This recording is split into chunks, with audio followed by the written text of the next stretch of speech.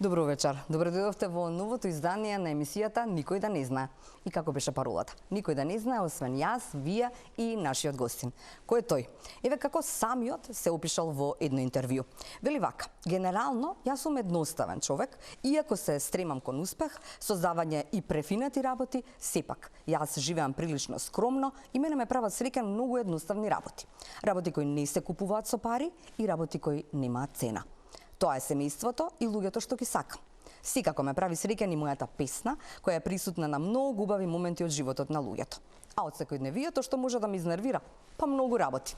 Јордан Митев во ова Никој да не знае. Здраво живо. Вака е ушто, така? Здраво. Наверно, така е. Се имаш потрудено да најдеш некоја моја изјава.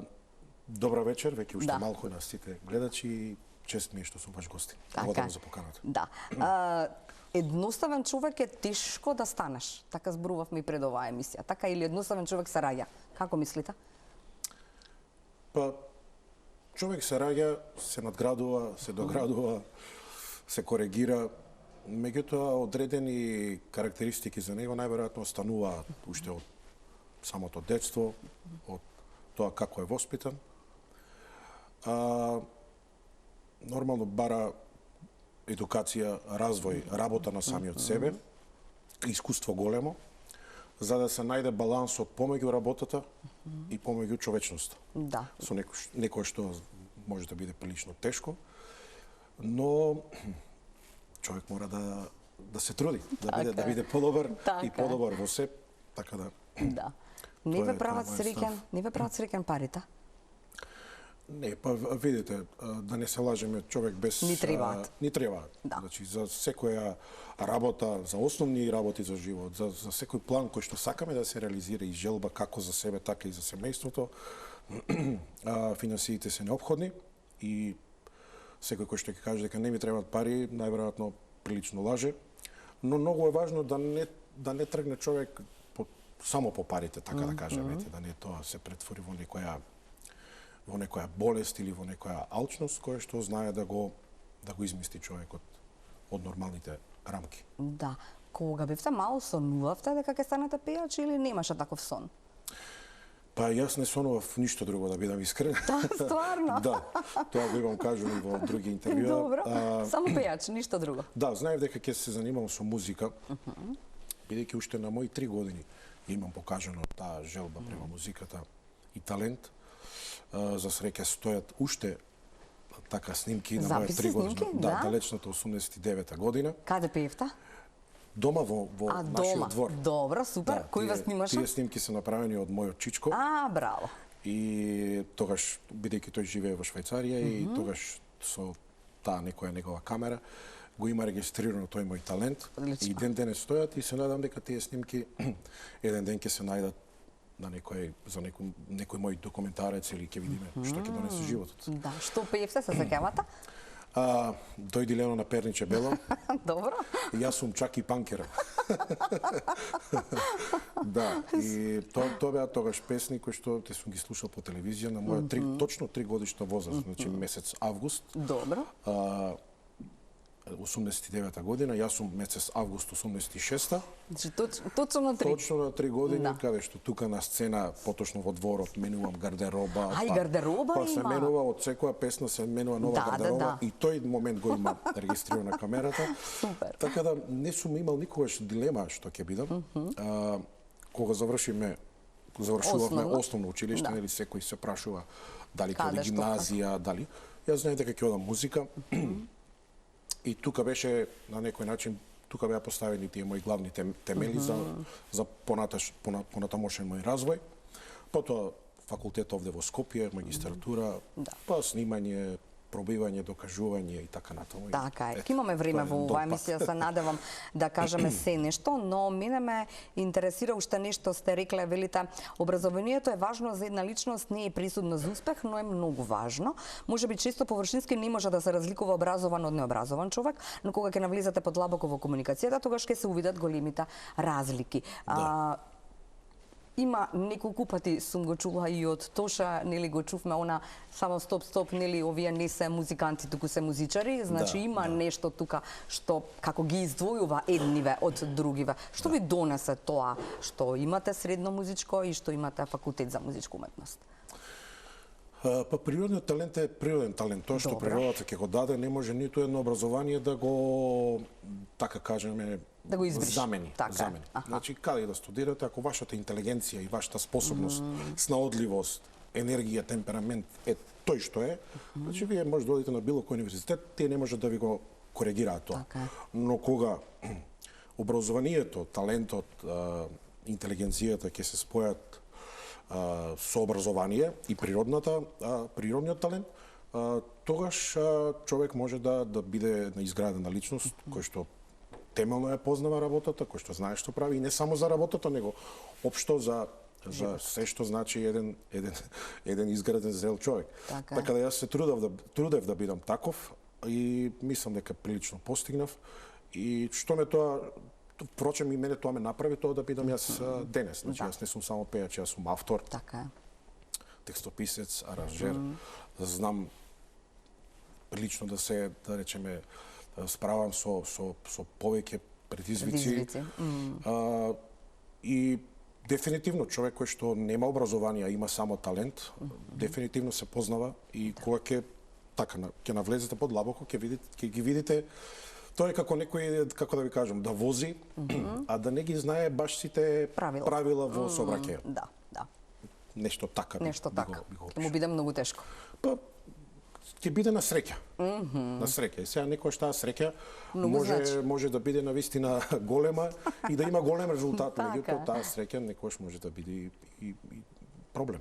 Што не значи дека ако имате па големо образование ќе биде готово гаранција и пресуден за успех. Значи нема точна дефиниција, но добро е кога двете работи се комбинирани. Всушност средно музичко што требаше да се запишете во Штип учевте? Да, во Штип.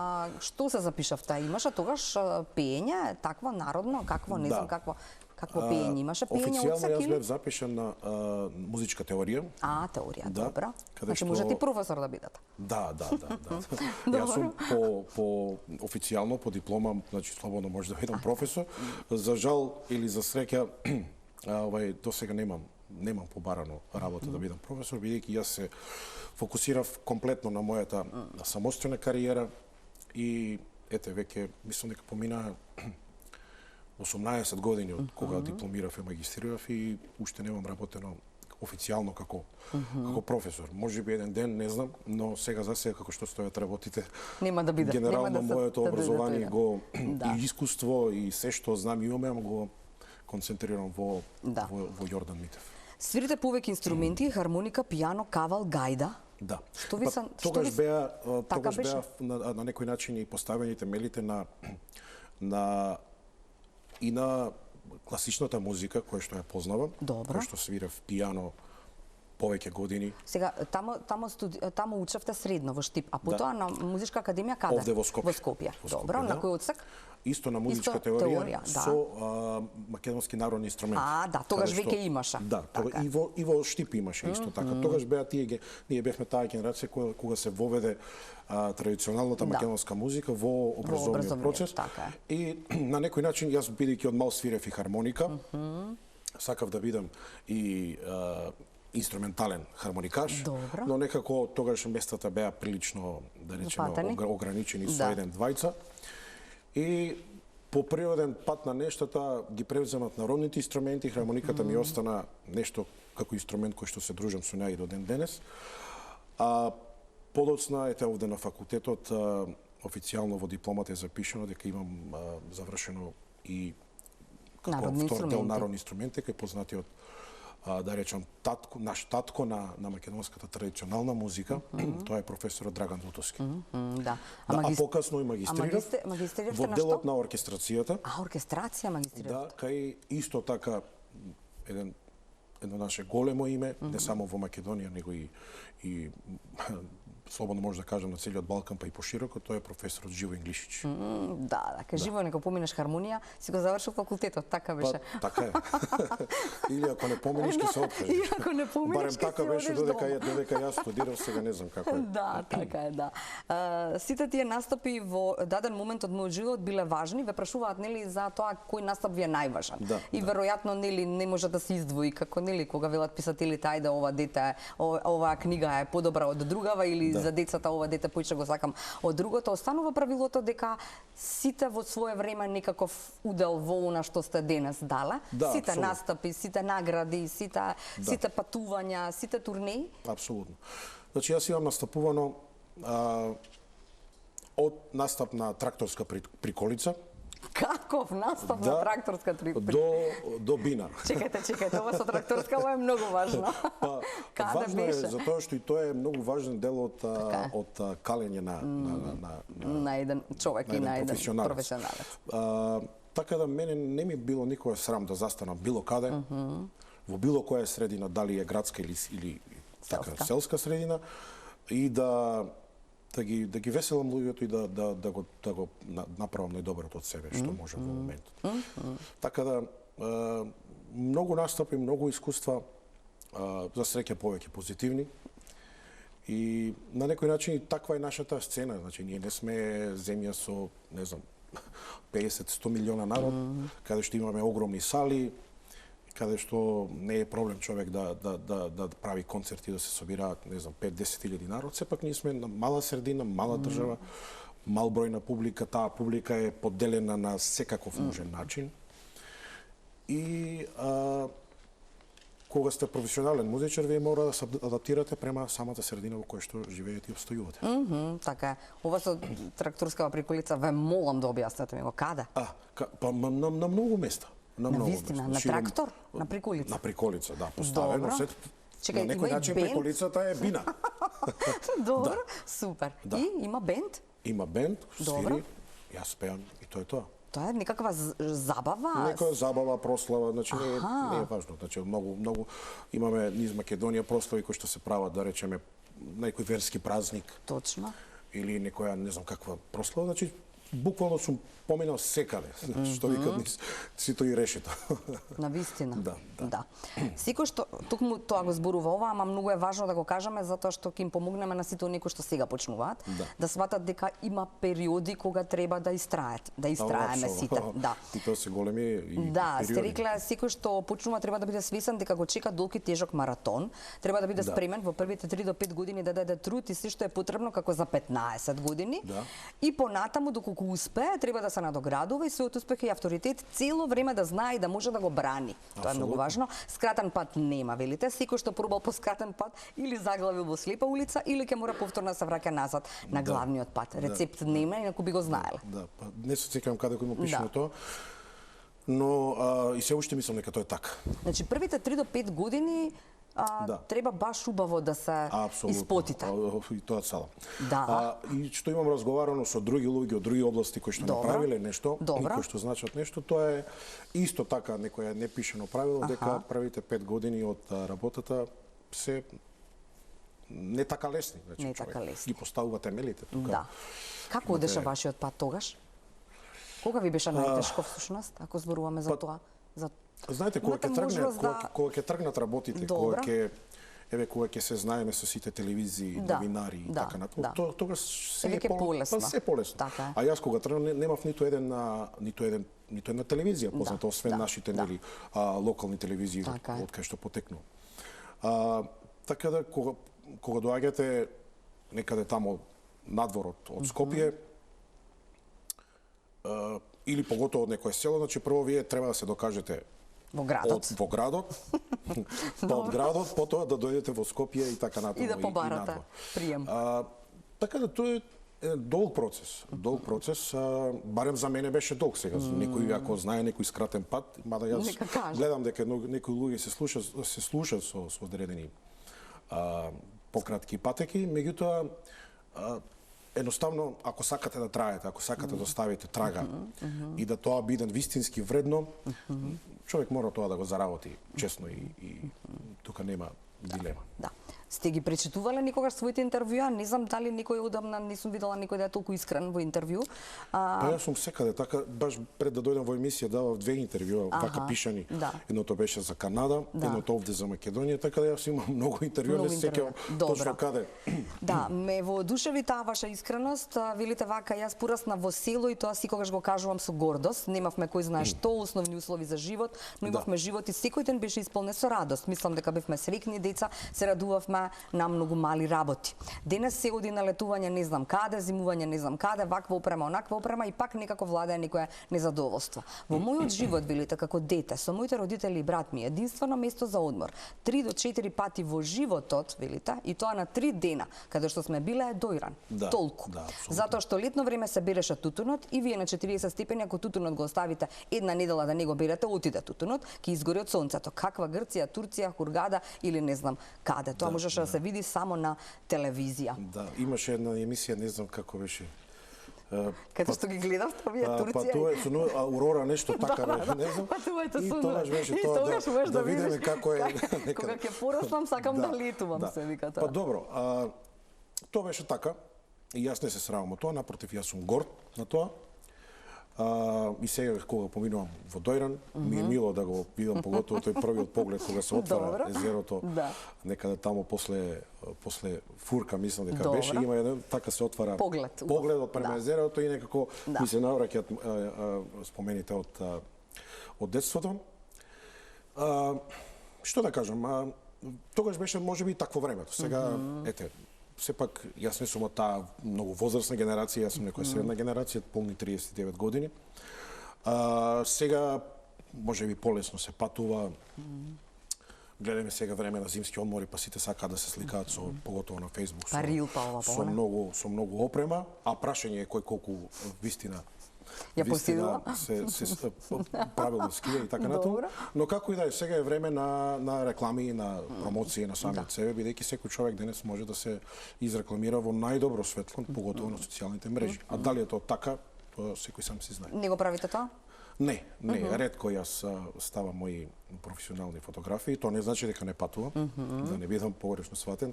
Не сум јас само човек кој што да, во селото и тоа е тоа. Не, јас сум отворен из целиот свет. Пред 3 месеца бевме со семејството конкретно во Сингапур.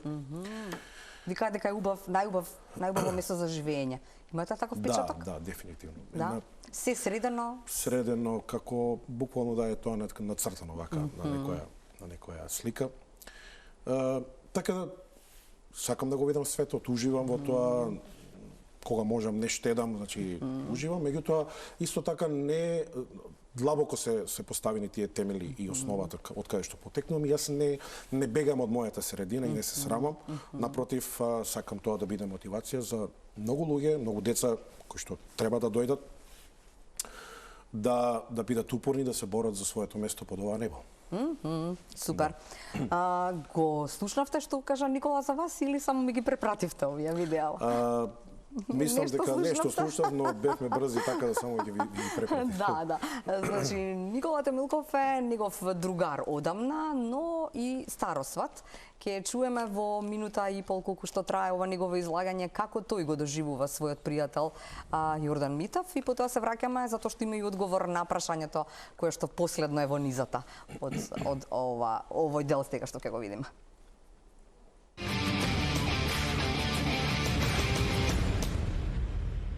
Со Јордан се познаваме 26 години. Нашата прва средба беше токму во 2000 година, кога тој дојде во Штип и заедно се запишавме во Средното музичко училиште во Штип.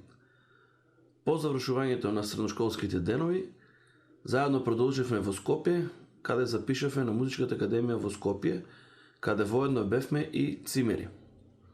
Кога дојде време Јордан да се жени, тој одлучи нашата долгогодишна дружба и другарство да го затемелиме малку подлабоко и тогаш од него добив една прекрасна понуда за јас да бидам негов старосват на неговата свадбена весела.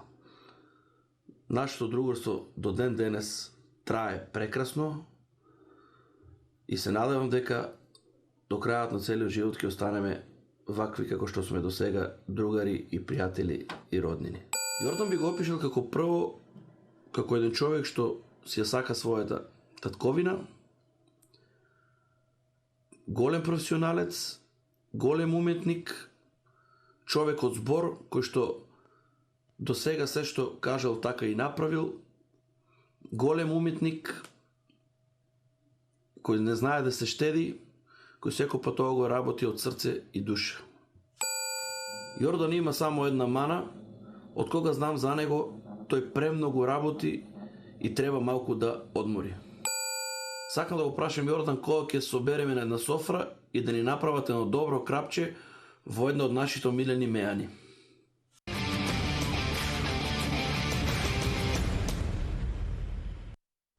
Ајде сега се враќаме за да ни објасните. Да, Никола веројатно и не гледа сега или ќе му раскажете. Мислам дека не гледа, го поздравувам со целото негово семејство. Никола ми е другар, како што кажа.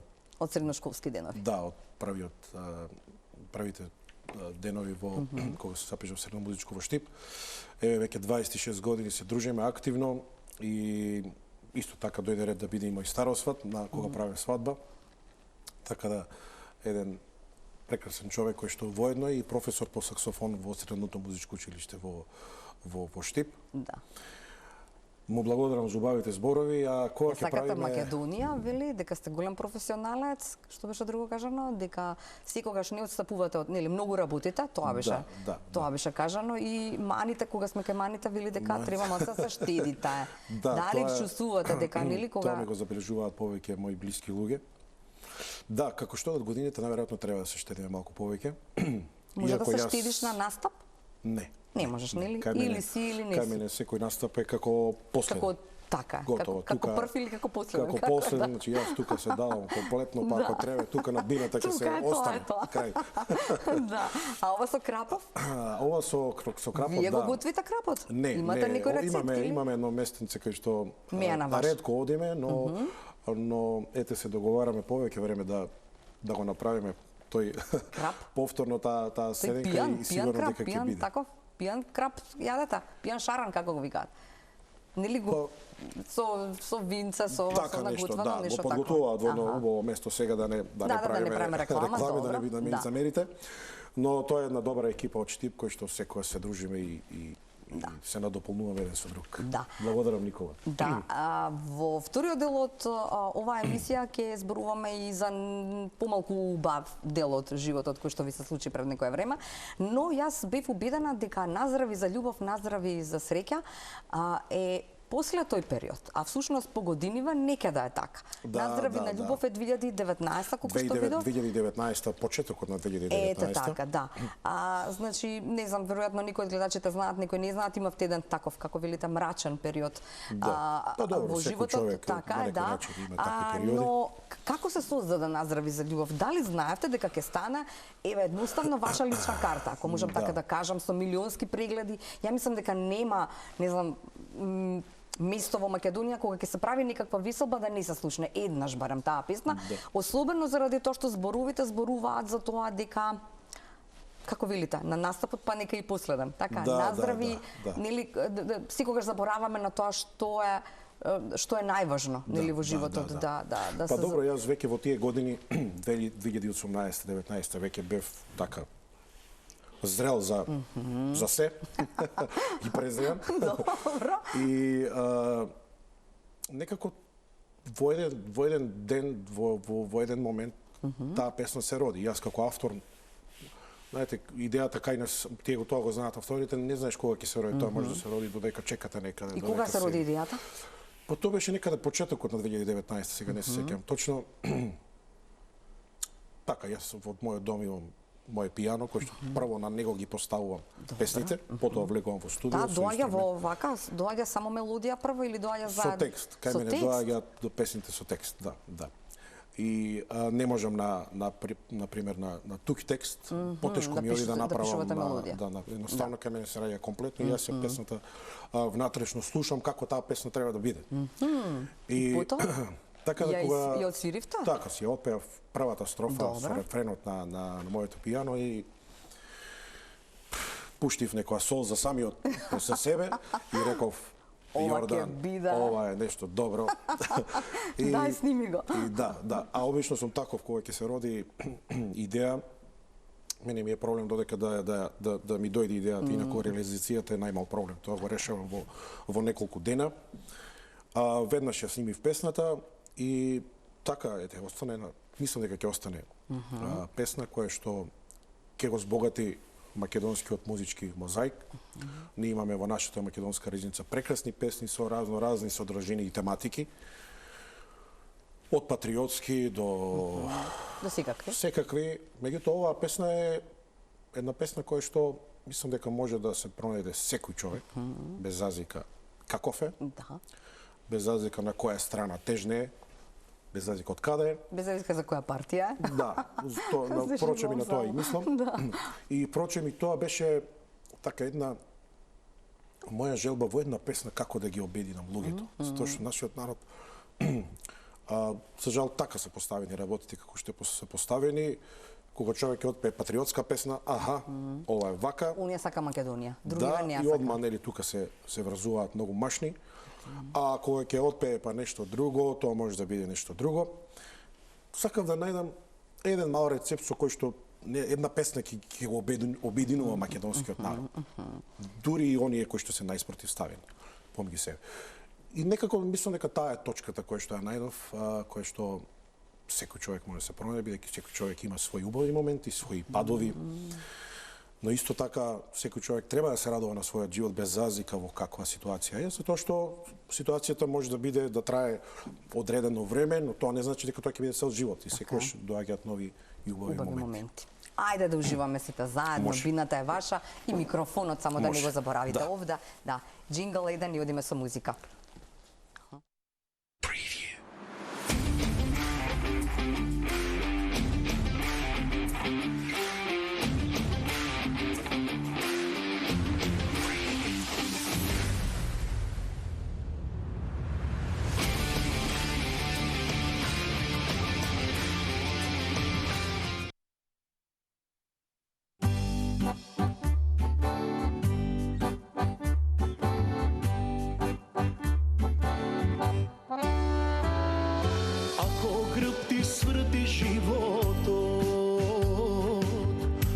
Нешто не оди, застани, насмеј се, исприши ги солзите, кога иде крај нас немаш сили повеќе и тогаш не заборави.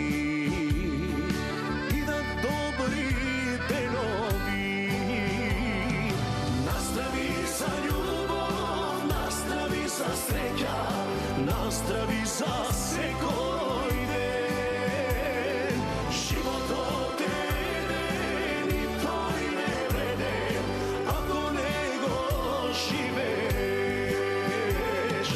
Настрави за љубов, настрави за среќа, настрави за секој ден, животот е еден и тој не вреден, ако не го живееш.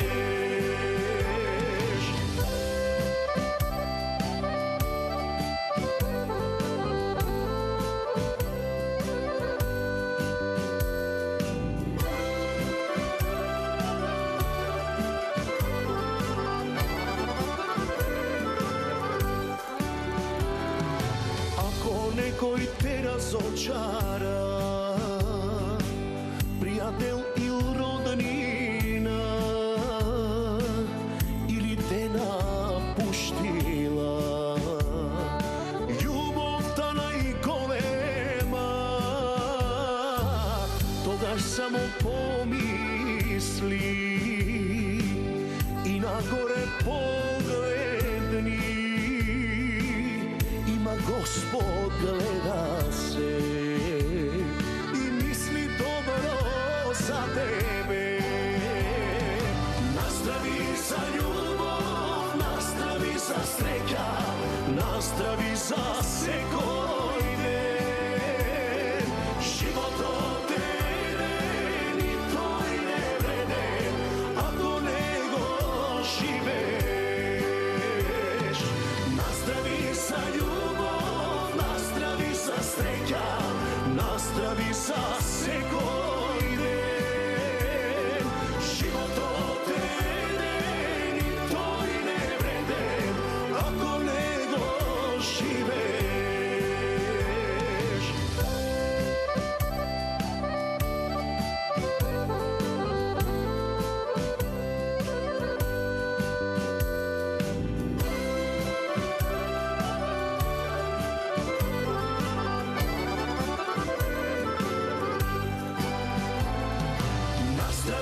za ljubav, nastravi za sreća, nastravi za sekoj den. Život odeden i to i ne vreden, ako nego živeš.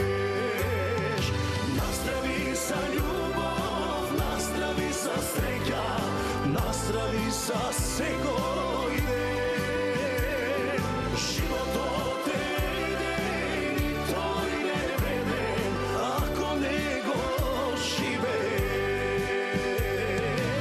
ako nego živeš.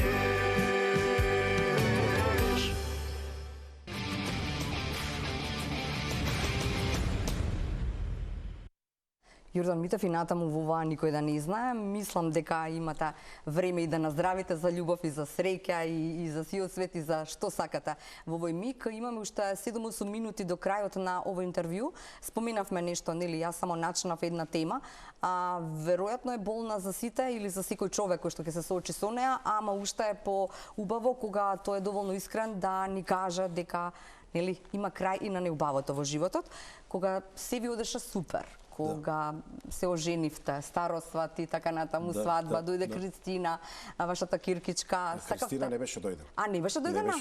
Добро, извинете, добро. Се случи тотален мрак, велите, во мојот свет, кога ми диагностицира инвазивен планоцелуларен карцином, кој мораше брзо да се отстрани. Да. И кога денот беше година. Да, па тоа беше така еден прилично тежок период, кој што траеше неколку месеца. Додека сето тоа, нели, да се прилично среди, па после лекување и така натаму, Но се откри дека е автоимуна болест, а не е карцином, така? Од ова интервју или не? Па, што? Или тоа е тоа? Автоимуната болест си остана како проблем, кој што денес го има. Го имате? А тоа што беше се отстрани и се утврди дека се е во ред. Добро. Но не беше во ред, нели? Во тие мигови. Во тие мигови и тоа што покасно, нели, лекарите требаше да утврдат што друго е проблемот, затоа што проблемот беше видлив дека има и други жаришта. Но благодарејќи на добрите доктори кои што ги имав, тоа сето се е стабилно и тоа е тоа. Помина тој период. Помина темниот период. Па се надевам. Знаете, за човек нема гаранција, ние сме сите, имам кажано, можеме да бидеме посилни и од железо, меѓутоа можеме да се скршеме како оваа чаша. Да. За никого нема гаранција. Да. Тоа беше Кога ви се случи тоа? Колку години имавте? Немавте многу. Па само што почна пандемијата 2020. Аха, добро. Да. Тоа е ваша која година? 34. 34. Да, баш во тој период кога велат дека тие се тие години кога ако има нешто кој што тлее, да, ќе излезе. Тоа е тие се тие години кога треба нешто кога се покажува. Така да едно искуство кое што веќе беше излезена Наздрави за љубов. Кристина не беше родена. Едно искуство кое што сепак од мене направи една уште по, да речеме, подлабока личност кој што работите и гледа уште позрел. Така. Дојде Кристина и тоа се роди во Австралија, ако ми е точна оваа информација. Да, па на мене сопругата е од Австралија.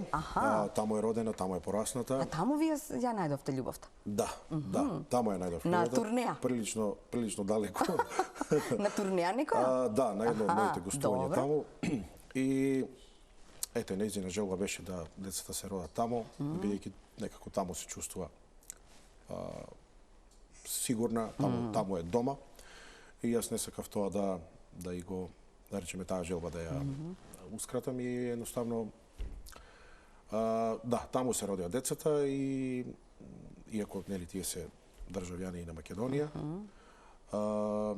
но судбината сакаше сопругата да биде од таму. Од таму, така е. Да не го заборавиме. Знам дека не е лутко, ама и Борчаничовски ќе не почасти со збор два за вас. Да, имам уште некоја минутка, таман уште песна на крај, ама и Борче за пред крајот на оваа никој да не знае.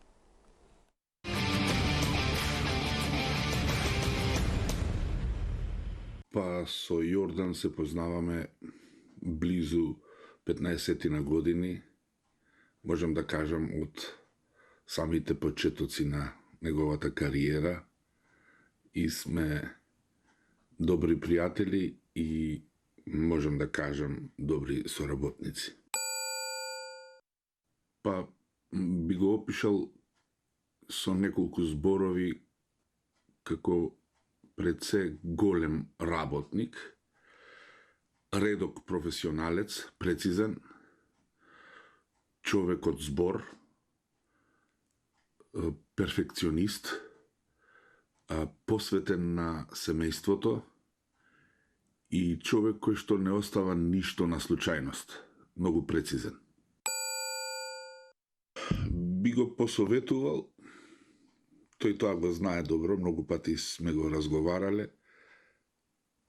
Може би не е мана, но би го посоветувал да научи да се штеди повеќе.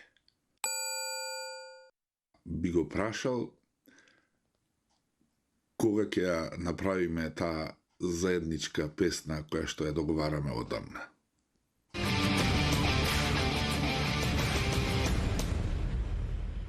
Мислам дека ќе имаме уште многу време за уште некоја минутка, ама нели кога песнава, само тоа. Благодарам Борче. Борче е мој драг пријател и голем текстописец, најголем во Македонија.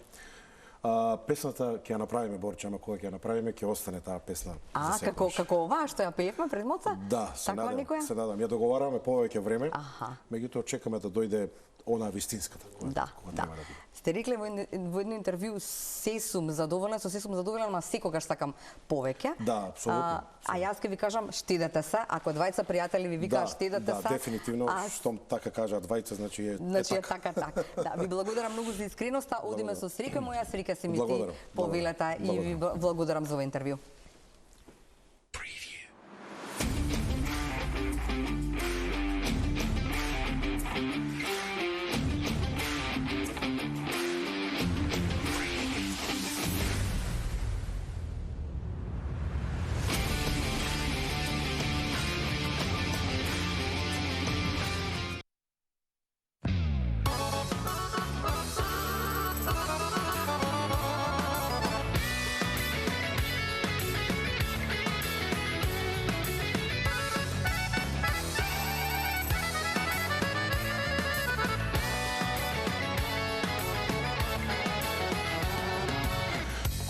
очи ќе те погледам, душа ми се растреперува.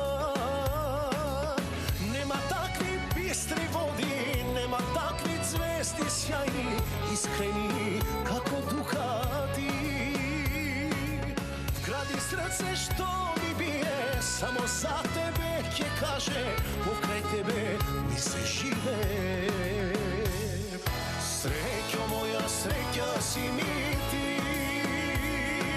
љубов моја вечна биди ми.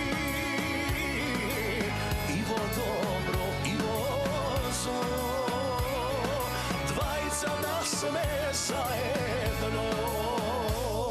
Среќо моја, среќа си ми ти, сите денови години, што ти дадов и што постојам, јас за ништо не жалам.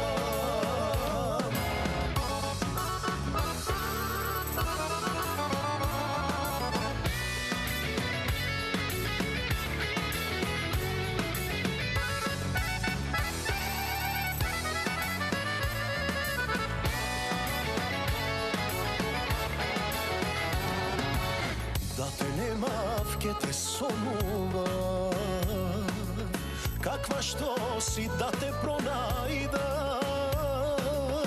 Да ги љубам твоите усни, како зрели цреши вкусни, од тебе за мене набрани.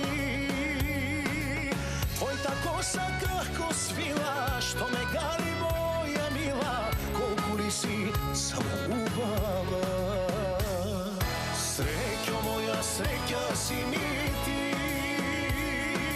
љубов моја вечна биди ми.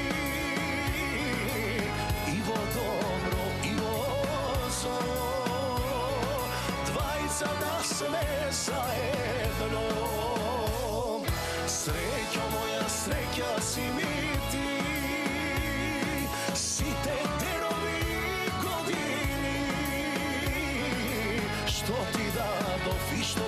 postojan, ja za ništo ne žalim.